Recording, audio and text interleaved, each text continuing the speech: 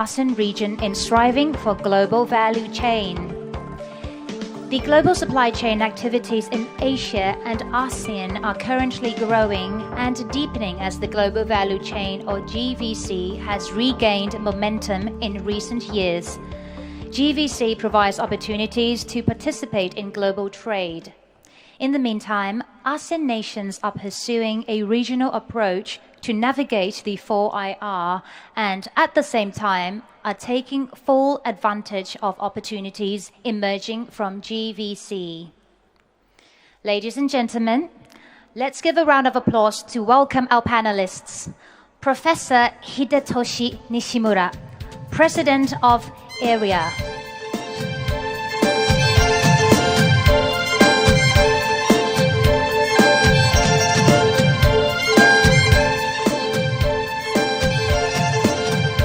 Ms. Gabriela Ramos, OECD Chief of Staff and Sherpa to the G20.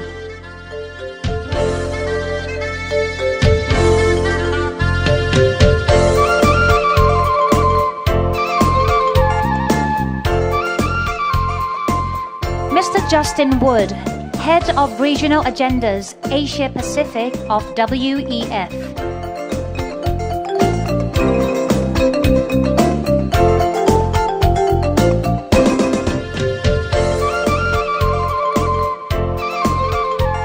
Mr. Nobuhiko Sasaki, Chairman and CEO of JETRO.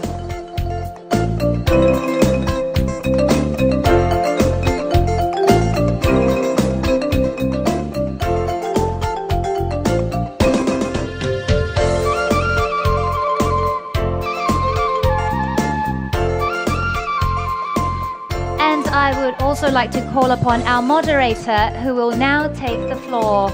Please welcome Mr. Nontawat Pumchusi, Country Managing Director, Accenture Thailand.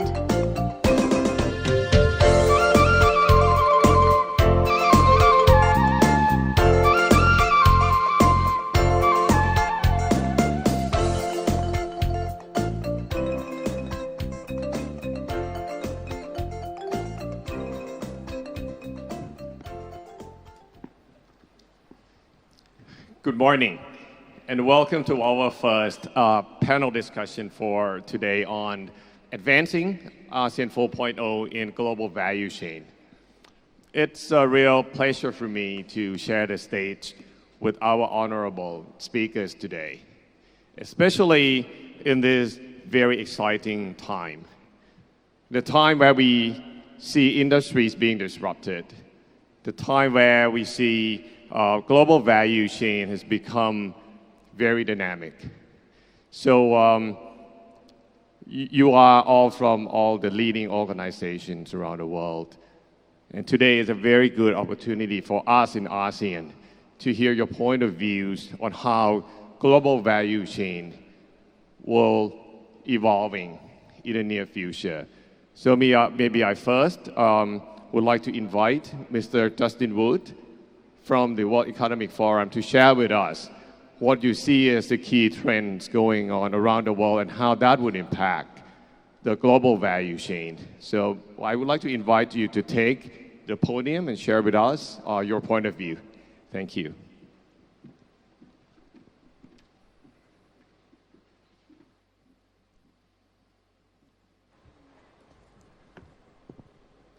Well, good morning. It's a very great pleasure to be here, and thank you for the introduction. As you heard, I work for the World Economic Forum, and we have a very large portfolio of activities here in Asia, but globally we also do a lot of thinking around the future of trade and the future of manufacturing, which are of course critical components about when you're trying to think about global value chains. And so I'm going to share with you some of our thinking on what we expect the future to hold for global value chains and what that means for the ASEAN region. Just to be, I think, clear before we start what we mean by the term global value chain. It's not simply about making something and then exporting it across a border. A global value chain is where the manufacturing process itself is broken up into its component parts. And those different parts are done by different companies in different places, and they're all joined up to form a value chain across many, many countries. A good example is an iPhone, which, if you look at the value chain of an iPhone, it takes 200 different companies to make all those components. And those 200 companies are based in 43 different countries. And they're all connected to make one product. So that's a great example of what a value chain looks like. Of course, a value chain doesn't have to be only limited to manufacturing and physical goods. A global value chain can also be about services. If you think about, for example, online education, you might have a course that involves teaching from 10 professors, and each of those professors is based in a separate country. And the company that's running the website is based in an 11th country, and so on. So many different actors all coming together across the world to provide a service or to build a product. In Asia, the first countries to industrialize did so before the explosion of global value chains. So a great example is Japan. When Japan was embarking on its industrialization journey a long time ago, it developed a car industry, but it did so from end to end. All the components were built and made in Japan, they were assembled in Japan, and then Japan exported finished goods. Today, and over the last sort of 30 or 40 years, we've seen a new model of manufacturing emerge, this global value chain model, where different bits of the product are made in different places before all coming together at the final stages. And this is allowing countries to industrialize and to modernize in a very new way. Countries like China and Vietnam. It's enabled them to develop much more quickly and to plug into global trade much more quickly than in the past, because you don't have to develop all the skills from end to end. You can just concentrate on one particular part of the value chain. That enables you to plug into the global economy much more swiftly. So the arrival of global value chains has been hugely beneficial for many parts of Asia, and in particular for lots of ASEAN countries. Today, however, I want to argue that there is a perfect storm of factors all coming together which are going to be very disruptive to global value chains. And I think that this means that ASEAN countries are going to have to think very deeply about what the future looks like when they think about how they connect to the global economy through these value chains. I'm going to outline 5 megatrends. 3 of them, I think, will be very challenging for ASEAN, and 2 of them, I think, present great opportunities. So the first megatrend is emerging technology, or what we've heard a lot about today, the 4th industrial revolution. So blockchain, artificial intelligence, 3D printing, robotics, Internet of Things, all of these technologies that we're all familiar with now, connecting consumers and producers and value chains in completely new ways. And this has huge implications for ASEAN. In the past, factories tended to be very large because you needed economies of scale, and they tended to produce products that were all the same in order to get those economies of scale. Today, we have 3D printing. This means that you can build products one at a time, and they can be completely customized depending on what the customer wants. So this is a new era, this era of 3D printing. You no longer need big factories with lots of workers. Economies of scale are much less important.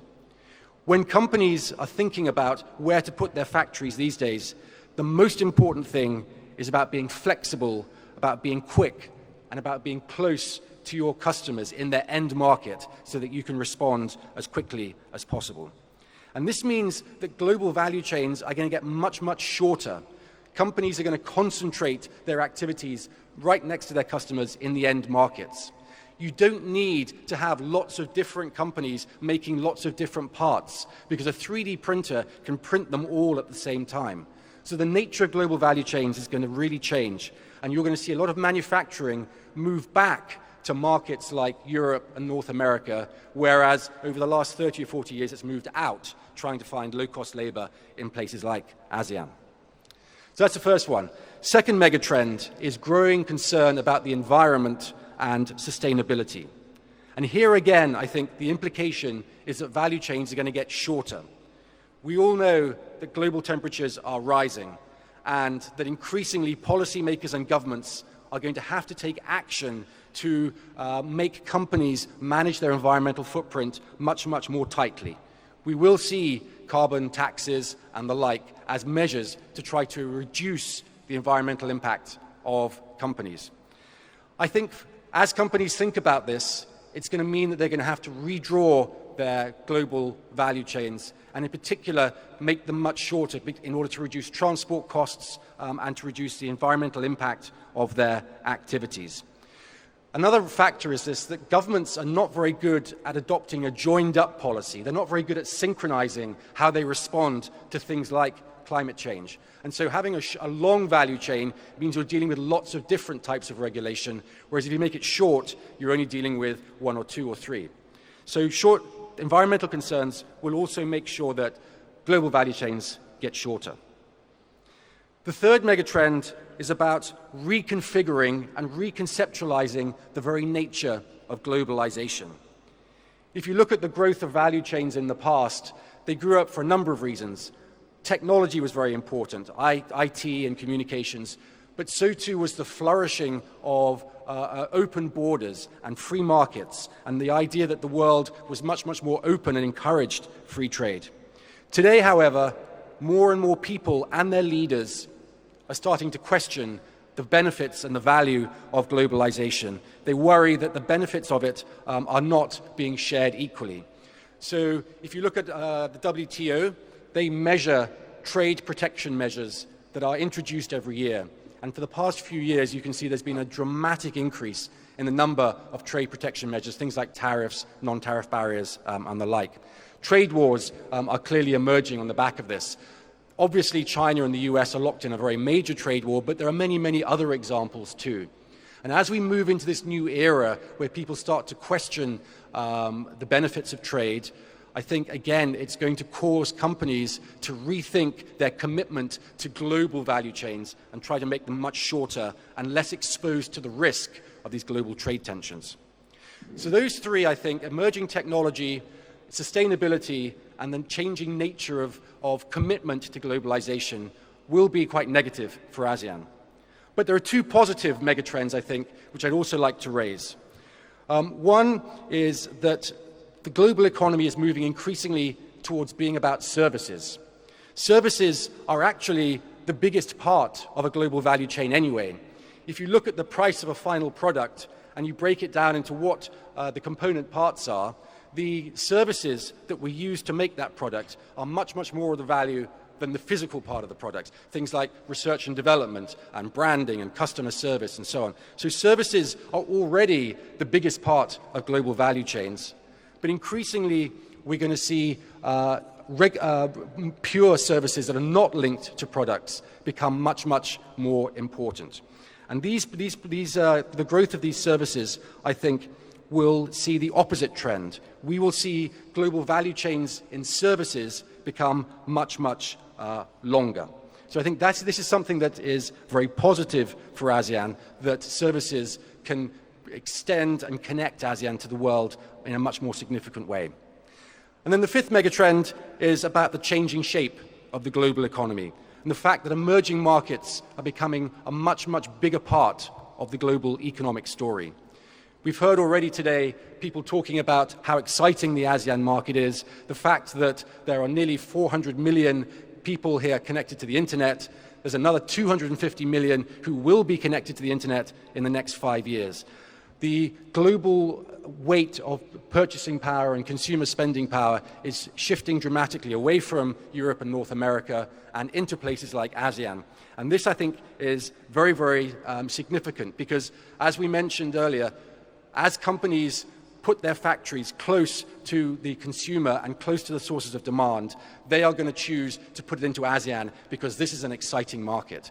So ASEAN will continue to have factories, but they may not be serving America and North America and Europe. They will increasingly be servicing the exciting domestic or regional opportunity here.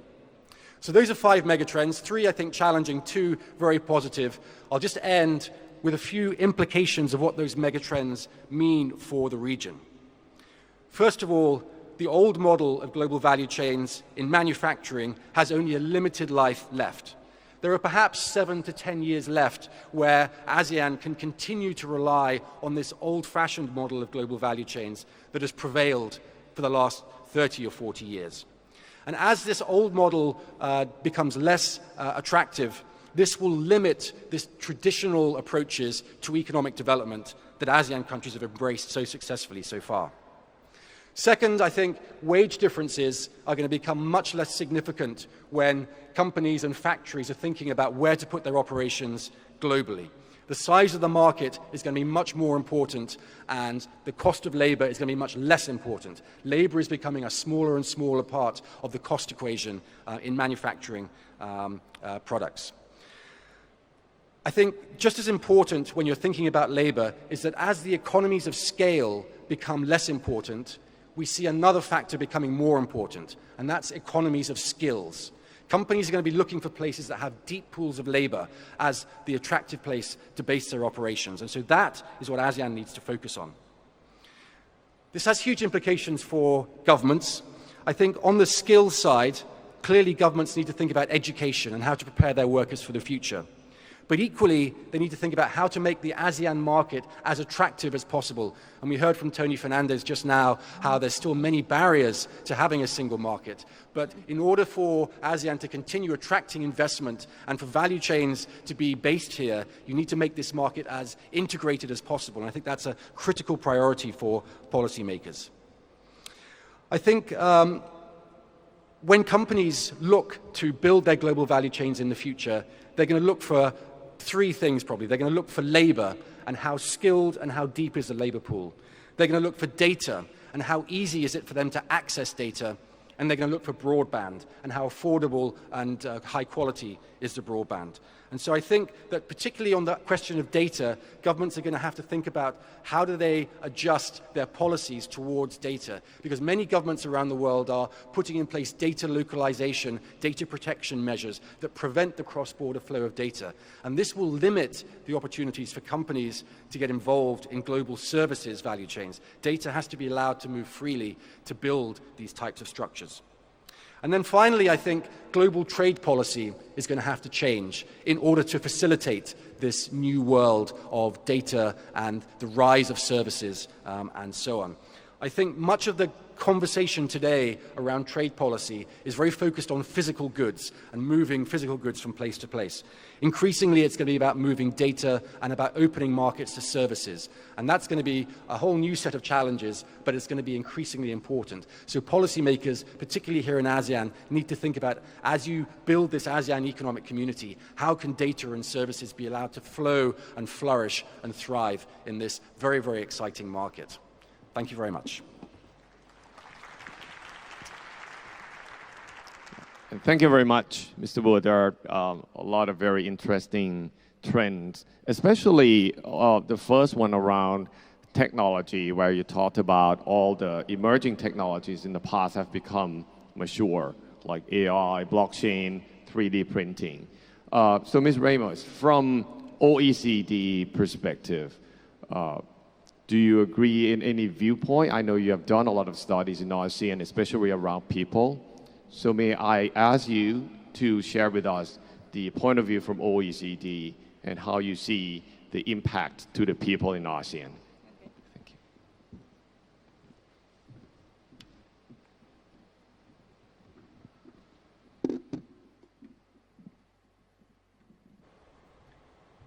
Thank you so much and for inviting us. I guess everybody in the public knows what is the OECD.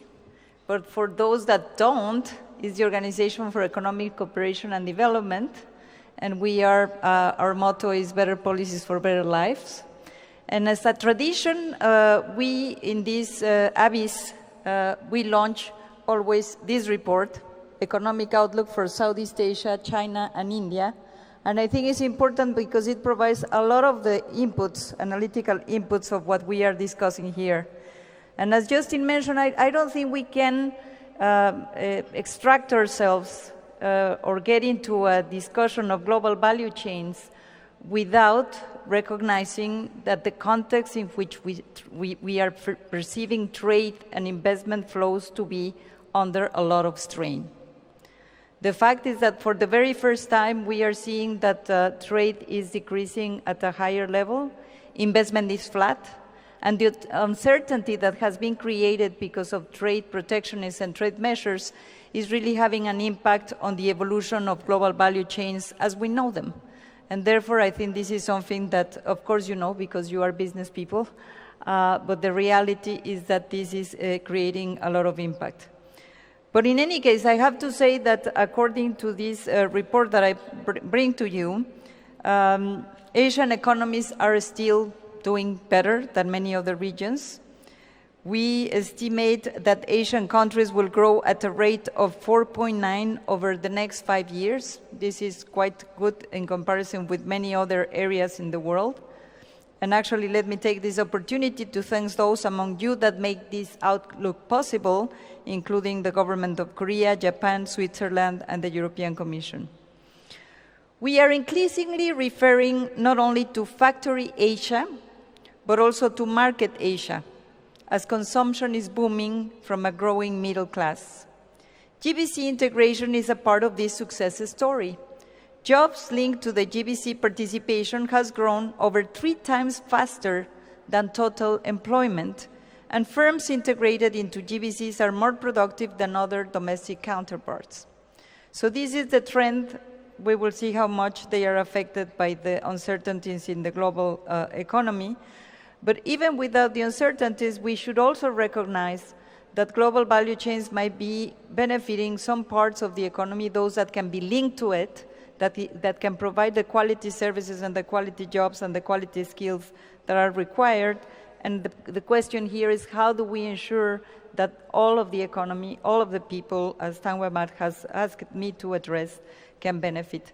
And then how we also ensure that the jobs that are created in the context of global value chains are quality jobs that are not competing only because of lower salaries or lower conditions, but also because they are embedded into a much more demanding processes of products and services.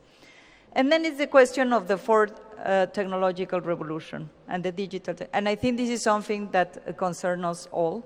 At the OECD, we have launched the digital strategy to take a look not only at the technologies that are being developed, but how they will impact the markets, how they will impact the skills, how they will impact the regulations, and how much we need to be looking at the policies.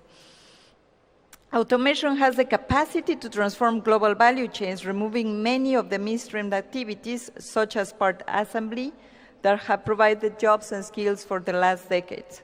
We estimate that 14% of the jobs will disappear totally, and 35%, so we're talking about almost half of the stock of jobs are going to just change completely as we know them today. And this is the same for Asian, and this is the same for OECD economies. So therefore, we need to be thinking, how are we going to be addressing the question of taking advantage of the technologies and making the global value chains still contributing to growth and development? First element in this equation is skills. And we say it very, very easily, but the fact is that we are lagging behind in terms of the skills that we will be requiring. Of course, you will need the question of very good engineers, you will need mathematics, you will need analytical skills, but the fact is that the pace and the change that the automation and the technological revolution are putting to our systems will require that we move into other kind of skills that have to do with collaboration, that has to do with critical thinking, that has to do with social-emotional skills, self-confidence, things that you need for people to deliver together in a context that is very, very fast change. So this is a question that I want to say, there are not that many education systems that are looking into this. And it's not a question to provide tablet to kids. It's a question of how much we allow them to thrive in a technological rich environment, but also to contribute to develop the technologies, because we are not only technology takers, we are also technology shapers. In a context in which, you know, there are still many people in the labor market that are not comfortable using computers. So we are really having a great gap there that we need to advance. We are developing at the OECD tools related to the PISA report that evaluates student performance with the global competencies framework that is looking for new approaches to curricula, new approaches to teachers, and how do we really use the technologies to advance learning and to advance the capacities that people need to have in changing jobs and in changing kind of activities related to the technology progress. The question of lifelong learning, we have been talking about lifelong learning for many years, and the reality is that there are only few countries that have really advanced on thinking how to create a lifelong cycle of formation, utilization, and development of further skills. The second priority I want to emphasize for harnessing GBCs is the digital age for SMEs. This is, of course, not a new question, but the fact is that SMEs are lagging behind in what concerns first their participation in GBC, but also second, taking advantage of the digital technology. Only 10% of the SMEs use advanced digital tools, and you know that when it comes to business or e-commerce, they are really lagging behind. So the question is, how do we ensure that there is enough technology diffusion that not only benefit those that are already capable and strong in terms of using these technologies?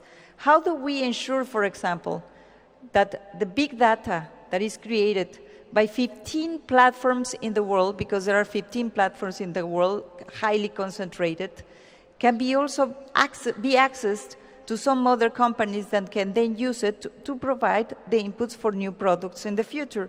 Because if not, what we're seeing is that this is going to be shrinking into benefiting only the few.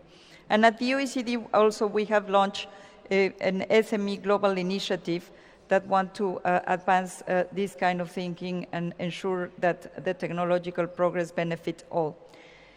And last but not least, the whole digital ecosystem. Asian countries are making good progress. We have seen a rapid rise in mobile broadband coverage. The mobile broadband penetration rates per 100 people in Singapore and Brunei Darussalam were at over 100% in 2016 and 2018 respectively, and those in Malaysia and Thailand were close to 100%. Meanwhile, Cambodia, Indonesia, the Philippines, Vietnam, Myanmar, and Laos are fast approaching only 50%. Of course, there is good progress, but there is still a lot to be done. So we need more efforts to deliver comprehensive, reliable, safe, and affordable high-bandwidth telecommunication infrastructures. And of course, this requires regulation and policies that are based on consistent, clear, and transparent principles, and therefore foster competition in telecom markets. If we have a digital 4.0, we need policies 4.0 too. And a recent report on Southeast Asia going digital, connecting SMEs, suggests that more could be done to strengthen market competition in a number of Southeast Asian countries. Of course, it's not just about facilitating data flows at all costs. Big data solutions and artificial intelligence bring vast economic and social potential, but we are the creators of these technologies and we have to shape them for good uses. We need robust roles and structures to safeguard data privacy and security and protect citizens from risk of data theft and misuse. And for that, I'm glad to share with you that we approve the principles of artificial intelligence to make them people-centric. So the message is clear, the opportunities are there, the opportunities to enhance using or relying on the digital revolution to advance more global integration. But the reality is that there is a lot to be done in terms of policies. There is a lot to be done in terms of understanding who wins and who loses. And there is a lot to ensure that this revolution is inclusive. Thank you very much. Thank you very much. And that's really interesting. And that, as we have heard from Ms. Ramos, there are a lot of challenges, especially around skill gaps, technology and infrastructure that we have to deal with. But at the same time, there's a lot of opportunities as well. So Professor Nishimura, you as a president of ERIA, I know you have done an amazing vision and thinking around what the future looks like for ASEAN, especially the digital ASEAN 2040 point of view. May I invite you to share with us what do you see as the future of ASEAN?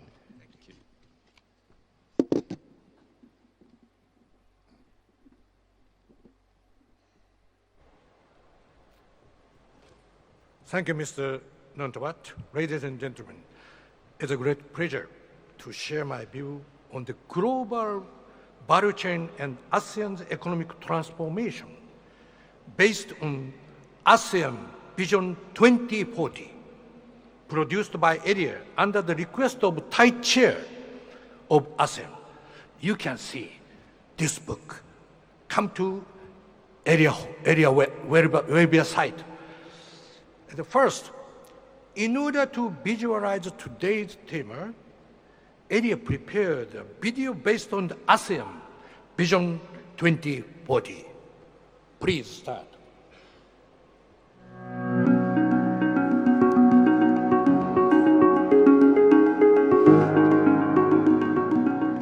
In 2018, ERIA was requested by the government of Thailand to produce ASEAN Vision 2040, a 4-volume compilation of thoughtfully written chapters by 60 ASEAN experts. The publication explores crucial issues confronting the region now and in the near future. The topics covered in these volumes range from trade to technology, from infrastructure to identity, from energy to e-commerce. By 2040, ASEAN will have to engage with a very different world. This is a period of great uncertainty due to the huge shift in the regional and global geo-economic and geopolitical landscape and the revolution in digital technology. Volume 3 of ASEAN Vision 2040 is entitled Transforming and Deepening the ASEAN Community. It assesses the challenges that ASEAN faces, setting out a vision for the next 2 decades and the strategies needed to achieve it. The next 2 decades will see the acceleration of the digital transformation and the 4th industrial revolution, technological challenges that present both risks and opportunities. Potential benefits include increased industrial productivity, empowerment of SMEs with access to markets, finance, and technology, the transformation of agriculture, improvement of natural resource management, improvement of the quality of government services, enhancement of people-to-people connectivity, and engendering the inclusivity effect, using educational technology to boost human capital. Potential risks include the decreased competitiveness of low-skilled labor and a threat to middle-skilled labor, the potential for structural unemployment, and the heightened potential for income inequality within countries and across the region. ASEAN Vision 2040 calls for ASEAN to step boldly forward and be more proactive, agile, forward-looking, united, and focused on people empowerment and engagement. Recommendations include providing strong support for the development of innovation and technology, completing connectivity, including digital connectivity, freeing the flow of data and payments, liberalizing the services sector and reducing barriers to movement of skilled labor, improving the quality of education, and aggressively building the digital service ecosystem for MSMEs. New technologies should be embraced as engines of economic development. In particular, a combination of information technology and communication technology is desirable for sustainable and inclusive growth. You can see everybody would like to have smartphones and connected to the internet using Gojek. E-payment is coming in too, so it's already there. So the issue is that the policy for taking care of flow of data is so chaotic right now. in ASEAN and East Asian countries, and they really have to do some legal arrangements to guarantee that the people can use data basically freely but with comfort. But in case of CT, I think there's a big potential that we can utilize the CT for equitable development, because the digital connectivity could be much faster than physical connectivity. I think there's a big potential that small businesses, rural people can get access to a sort of big market in internet. As ASEAN faces the opportunities and challenges that lie ahead, ASEAN Vision 2040 offers a blueprint for moving towards a bolder and stronger ASEAN community. Thank you. In the video, Professor Kimura touched upon the effect of CT technology. Now, I would like to provide more detailed explanation about the distinction between CT and IT. Communication technologies, such as internet and smartphone, drastically reduce face-to-face cost. As a result, economic activity can coordinate seamlessly at longer distance in different locations. In addition, with 5G and Internet of Things, there can be faster business-to-business and business-to-consumer interactions with real-time data transmission, monitoring, and analysis. This creates dispersion forces, which mean that economic tasks can be further fragmented across countries, giving rise to new opportunities for outsourcing. The advent of IT, information technology, for example, automation, AI, big data, blockchain, etc., is restructuring many industries. IT allows routine tasks to be performed by computers and generate concentration forces, which may encourage firms in developed countries to consolidate production and return some labor-intensive production in activities in the value chain. This could be a challenge for ASEAN. Next, please. As a dynamic growth region, ASEAN can benefit from these technological change. That is, yes, change. The question is how to utilize new technologies for our economic development and accelerate our catching ups. I would like to highlight 3 issues. Vision 2040 includes vast. It takes 4 hours, but I'd like to concentrate 4 minutes. Number 1, productivity growth of MSME. Number 2, servicification of manufacturing. Number 3, human-centric technology development. First, MSMEs, which form the backbone of ASEAN economies, could adopt new technology to improve their productivity and stay competitive. Traditional sectors of agriculture and manufacturing can be modernized with application of IT. Likewise, CT, communication technologies, enables SMEs to quickly gather information and expand their market by accessing information globally in their handheld mobile device. I will call this macro information loop. To make this possible, SME must undergo digital transformation. This was already excellent presentation Ms. Ramos had mentioned in her presentation. Next. Second,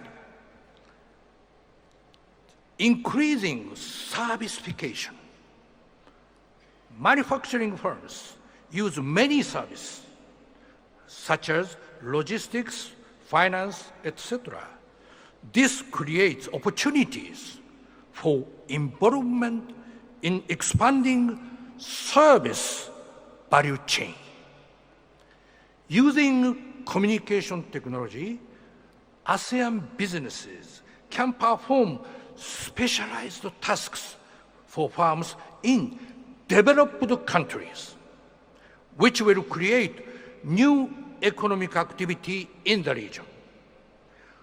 To enhance servicification and strengthen service value chain, it will be necessary to increase service connectivities through further liberalization of service.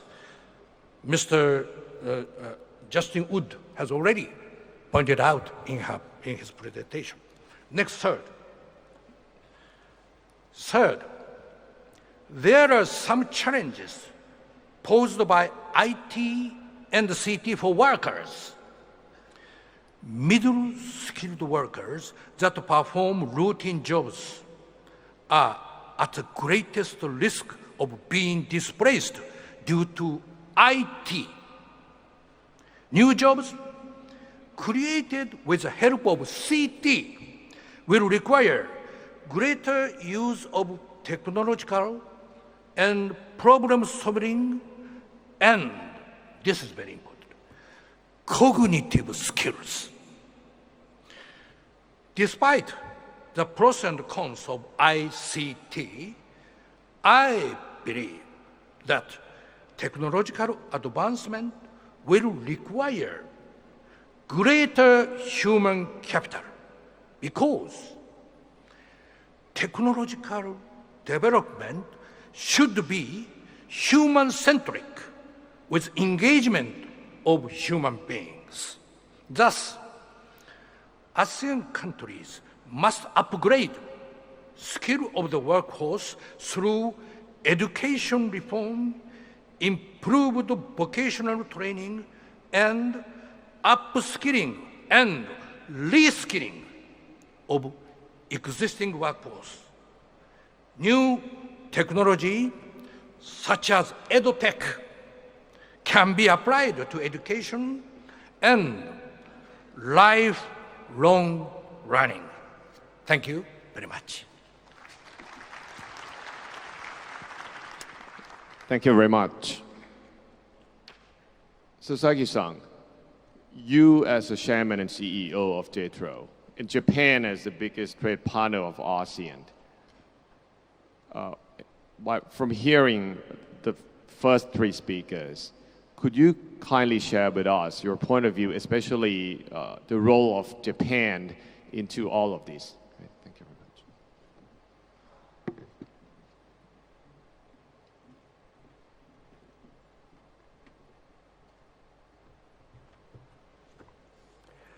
Thank you very much for kind introduction. I'm very much honored to be here. Today, I will focus on the significance of global value chain, or in short, GVCs in ASEAN, from the perspective of Japanese companies. Why Japanese companies? Because they are deeply involved in the process of GVC creation in the region. I will also cover the challenges for ASEAN to realize Industry 4.0 and to further integrate into GVCs inclusively. Let me begin by reviewing Japan's presence in ASEAN. Japan's FDI stock in ASEAN reached $229 billion in 2018, a figure that more than tripled in 10 years.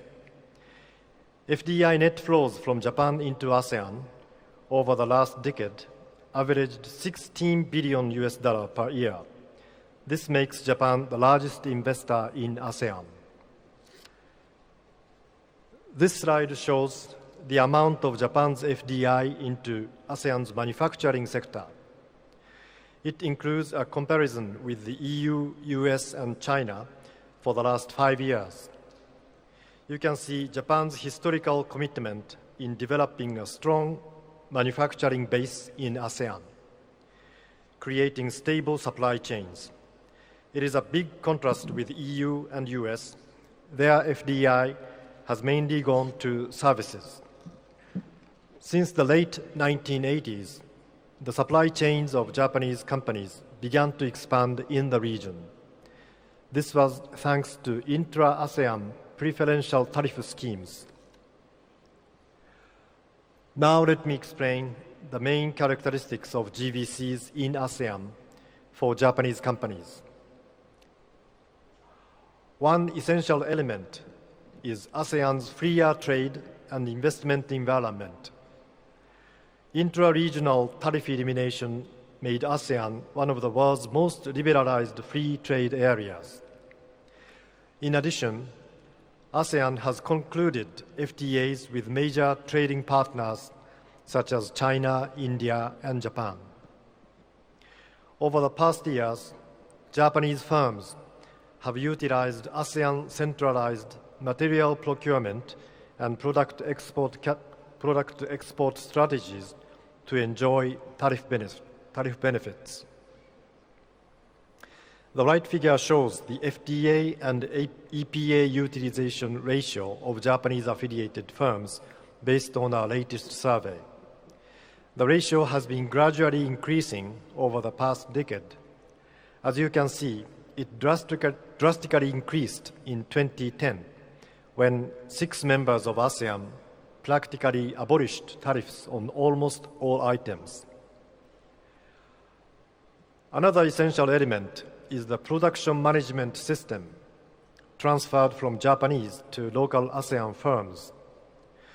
Production management here means activities to improve the quality and efficiency in the production process. It includes the Kaizen, 5S, QC Circle, and Kanban systems.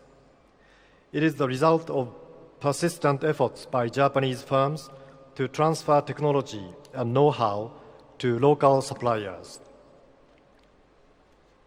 This slide illustrates an example of a training program supported by the Japanese government. I would like to introduce one case. A Japanese auto parts manufacturer in Thailand dispatched a Thai engineer to its local supplier in Vietnam for 9 months. This led to the successful transfer of the process and skills for the manufacturing of auto parts. Now the trained supplier in Vietnam is developing its own sales network to meet the expanding Vietnamese domestic market demand. Up until now, there have been about 400 similar programs conducted by Japanese firms in the region. The level of technological and human resource capabilities developed in ASEAN is unrivaled. This is the key to GVCs, and no other region can substitute ASEAN. Now, GVCs in ASEAN are moving into a new stage of development. Internally, ASEAN established the ASEAN Economic Community, or AEC, in 2015, a major milestone. It completed intra-regional tariff elimination in 2018. What is the next step? Externally, the framework for global free trade is at great risk today. The US and China are on the brink of a full trade war. Now is the time for ASEAN to demonstrate its commitment to the world as a standard bearer of free trade. Then how? The early realization of RCEP with a high level of liberalization and standards. RCEP enables ASEAN to widen the initiative of the AEC to the Asia-Pacific region. while pressing for further development of GVCs. It would build up strong value chains in this rapidly growing market. It covers 1/3 of the world GDP. Japan has succeeded in the process of next-generation rulemaking through the CPTPP and EU-Japan EPA. In realizing a high-level RCEP, ASEAN and Japan will be two pivots of next-generation GVCs. Before RCEP, the AEC itself has to be an outstanding business area and accelerate the necessary reforms. Business need predictability. At the border, it is very clear that tariffs are already zero. The issue is after the border. I am referring to non-tariff measures. According to our research, a certain ratio of Japanese companies in member states point out that NTMs still hinder trade and investment. Practical measures to reduce NTMs will allow ASEAN to maintain its role as a center of material procurement and product exports. Another wave of change happening in the region, a more drastic and important change, is the digital economy. It is a paradigm shift in GVCs, providing a new chance and challenge for Japanese companies and ASEAN. Policymakers in ASEAN member states pay special attention to digitalization. This is because it will provide a level playing field for SMEs through enhancing their access to information, markets, and finance. This is clearly shown in each country's new growth strategy in line with Industry 4.0. Japanese companies can contribute to realizing an inclusive ASEAN 4.0. This is especially true in the field of industrial IoT in terms of optimizing the production floor. JETRO is supporting several collaborative projects between ASEAN and Japanese companies in the fields of connected industries. Our Japan pavilion outside this venue is a showcase of those projects integrating the digital and production fields. By visiting, you can visually understand how ASEAN and Japan can complement each other. A big challenge for ASEAN is to improve the business environment and thoroughly revise conventional rules to suit the new digital era. ASEAN should secure a business environment with free and smooth data circulation within the region. In our pilot projects, we heard comments that data localization requirements hinder efficient service provision to the region. The development of digital rules is vitally important to the management of GVCs today. It is also essential for ASEAN policymakers to effectively listen to feedbacks from industries. This is in order to make rules more transparent, efficient, and business-friendly. JETRO is committed to being a catalyst for collaboration between ASEAN and Japan toward realization ASEAN 4.0. We hope to see ASEAN take on a greater role within GVCs. Thank you very much for your attention. Thank you very much, Sasaki-san. I believe we all hear a common theme across all speakers today that there is a big opportunity out there for ASEAN to become the center of the next GVC, as Sasaki-san just mentioned to us. But of course, at the same time, it comes with a number of challenges that we have to deal with, right? Especially, for example, we hear this common keywords across all the speakers, technology, and how we ensure we adopt the right technology at the right time, how we ensure we have the right connectivity, both physical and digital.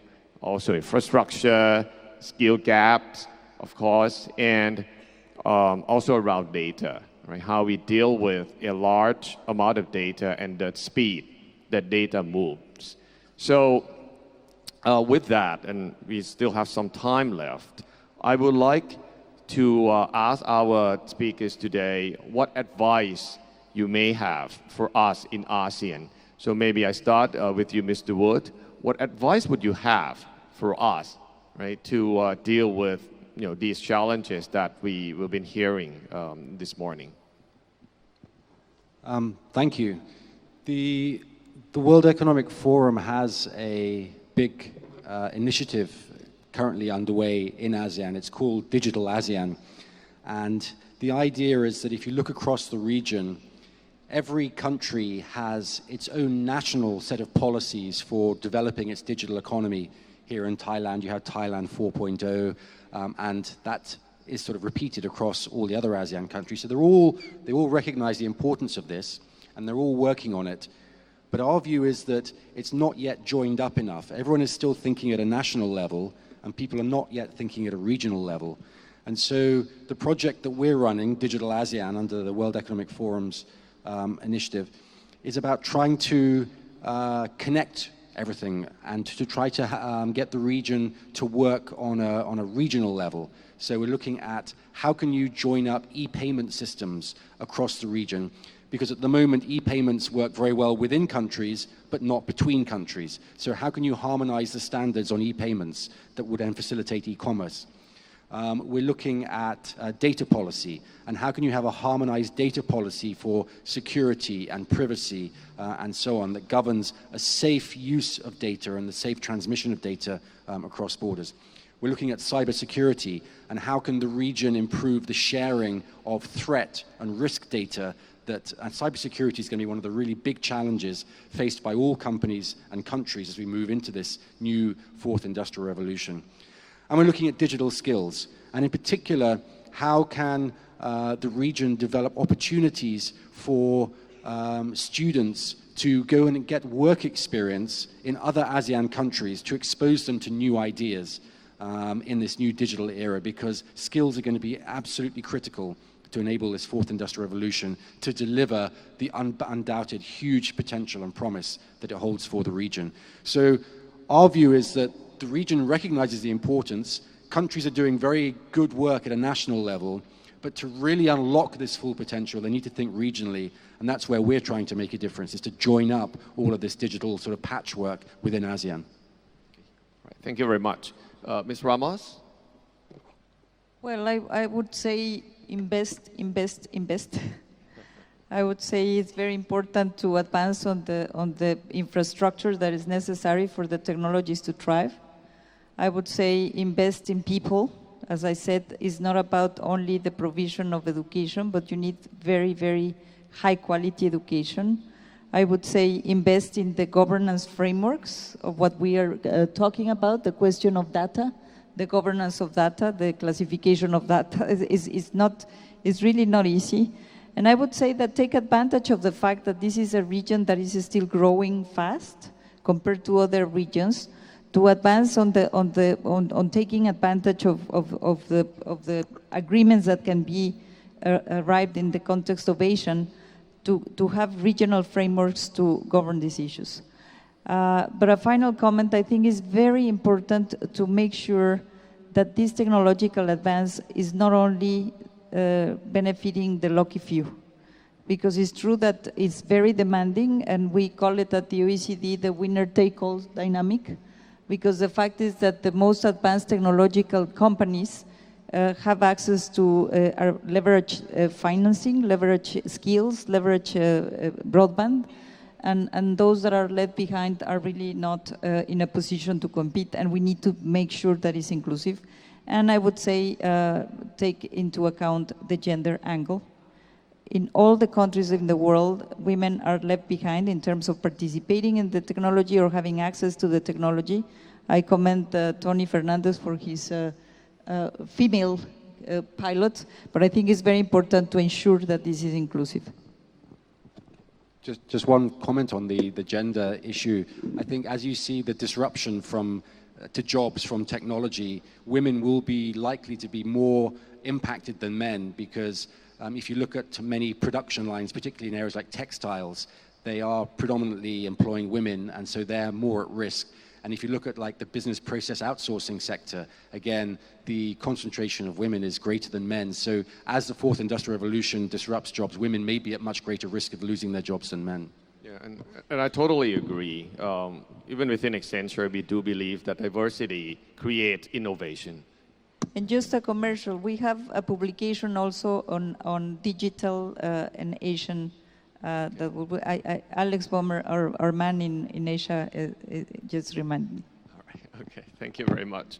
What about on your view, Professor Nishimura? Any advice you want to leave with the audience today? Three important elements for the successful digital economy. One I've already mentioned, the high quality of human resource development. That is not only for the young adult. Startup is not only for young people, senior people, experienced people, vintage worker, vintage machine, whether running the AI, not physical strengthness, the experience, spiritual strengthness is very important. So the 60 years senior went to graduate school, startup, anything. That age is coming. That is lifelong education, human resource development, and the other two is clear. Advanced infrastructure and smart regulation. That is my advice. Yeah. Thank you very much. And to you, Sasaki-san, any advice you want to leave with the audience today? Yes. I think the keywords is diversification. One is spatial diversification, and the second is sectoral diversification. The spatial diversification, we, Japanese companies, start investment in Thailand, Indonesia, and Vietnam, but now expanded to Myanmar, Cambodia, those new countries. And further acceleration of, further realization of RCEP will further accelerate this trend. And second, the sectoral diversification is, of course, we started from manufacturing, but now, as previous speakers said, the emerging service sector, including marketing, logistics, or sales, those have become the new, important, more and more important. And digitalization will eliminate the boundary of manufacturing and services.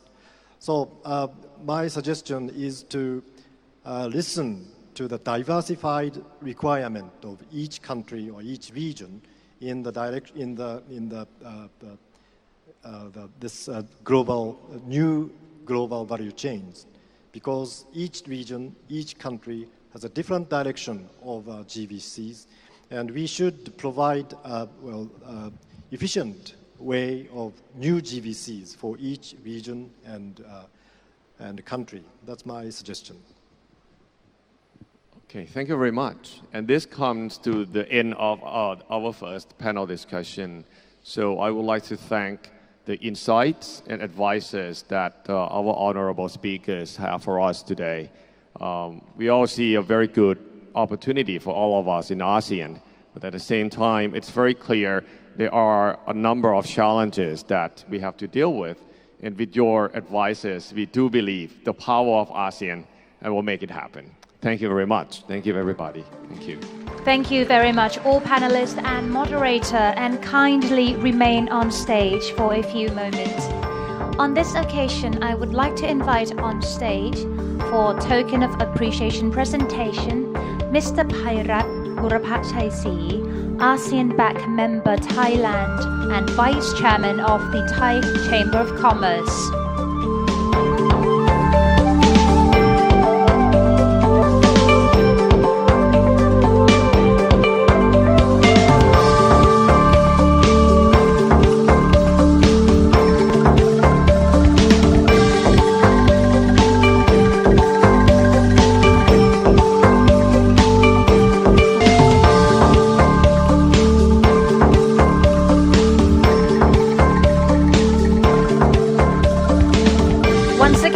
like to thank everyone for your contributions.